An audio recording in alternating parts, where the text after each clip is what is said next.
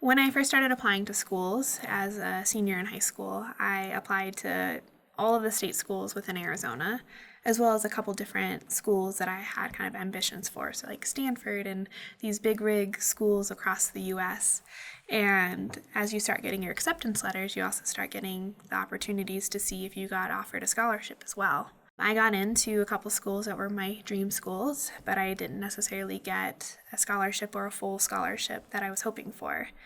And I had to make the decision when I got started getting the in-state acceptance as well. They were giving me a full ride. So I had to make that choice of, do I go to a dream school and have to start dipping into my college savings account that my parents helped me to establish, or do I save what I have now and go on a full ride scholarship to a state school?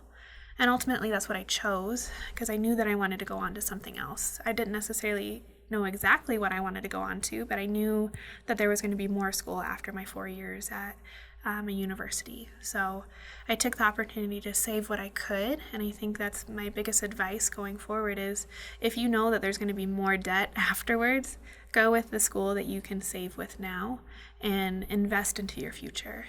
So thankfully, I was able to go to school for free with a scholarship and some grants to help pay for books. I lived in a house that my parents owned, so I had very little living expenses, and I was able to have a part-time job, which helped to pay for some of the fun money that I wanted to have.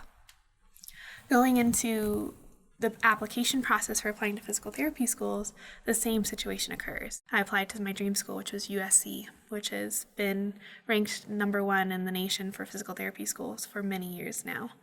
And as I got the acceptance letter to USC, I thought, oh, this is a mistake. This can't be happening to me. And I decided, this is my dream school. I said if I was going to get in, I was going to find a way.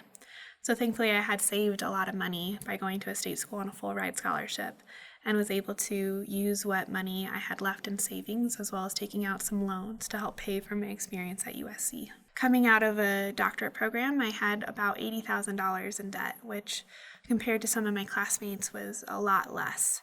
So looking at the situation of if I would have gone to maybe a bigger school to begin with and then going on to USC, I could be stuck in $200,000, $300,000 worth of debt, which is a huge burden to take on as, at that time I was 24 and didn't have a job lined up exactly yet and getting ready to get married. So having that opportunity to save as much as I could and to come out with as little as possible was amazing for me and also a really big blessing for my husband and I.